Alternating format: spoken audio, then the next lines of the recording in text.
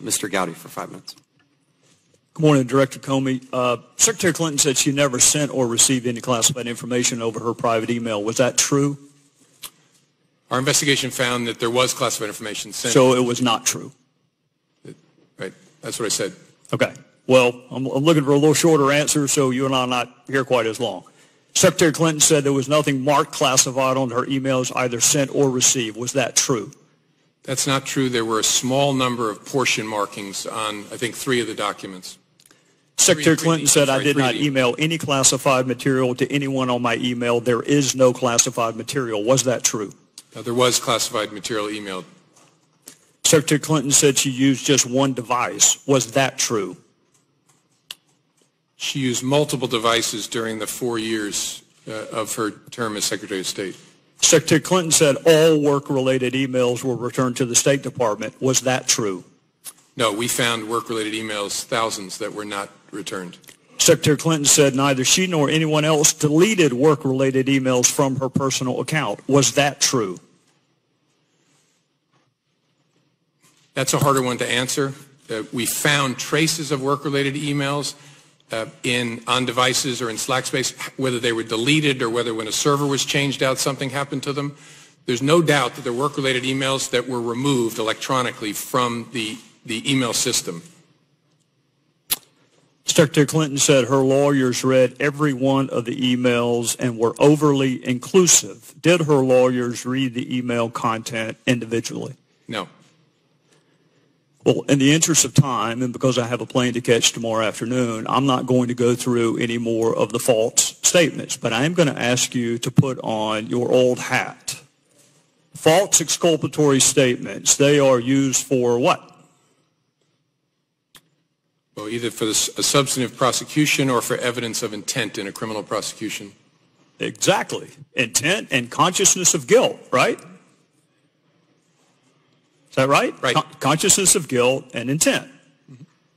In your old job, you would prove intent, as you just referenced, by showing the jury evidence of a complex scheme that was designed for the very purpose of concealing the public record. And you would be arguing, in addition to concealment, the destruction that you and I just talked about, or certainly the failure to preserve. You would argue all of that under the heading of intent. You would also be arguing the pervasiveness of the scheme, when it started, when it ended, and the number of emails, whether they were originally classified or up-classified. You would argue all of that under the heading of intent.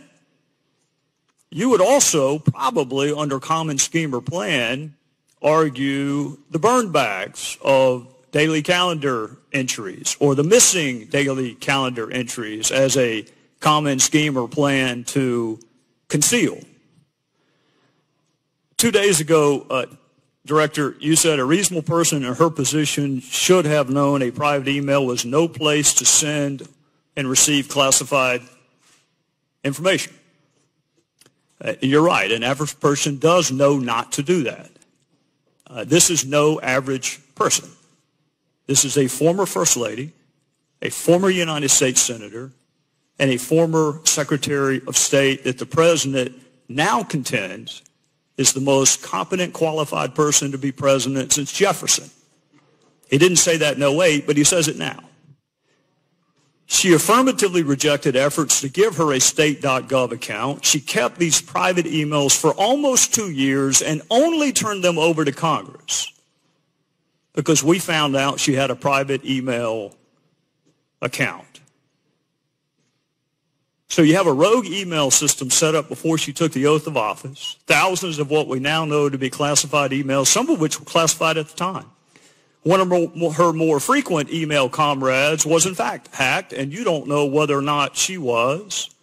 And this scheme took place over a long period of time and resulted in the destruction of public records, and yet you say there is insufficient evidence of intent. You say she was extremely careless, but not intentionally so. You and I both know intent is really difficult to prove. Very rarely do defendants announce, on this date, I intend to break this criminal code section. Just to put everyone on notice, I am going to break the law on this date. It never happens that way.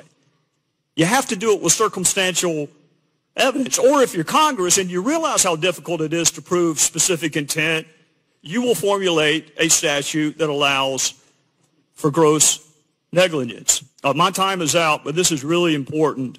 You mentioned there's no precedent for criminal prosecution. My fear is there still isn't. There's nothing to keep a future Secretary of State or President from this exact same email scheme or their staff. And my real fear is this. It's what the chairman touched upon. This double-track justice system that is rightly or wrongly perceived in this country. That if you are a private in the Army and you email yourself classified information, you will be kicked out. But if you are Hillary Clinton and you seek a promotion to commander-in-chief, you will not be. So what I hope you can do today is help the average person, the reasonable person you made reference to, the reasonable person understand why she appears to be treated differently than the rest of us would be. With that, I would yield back.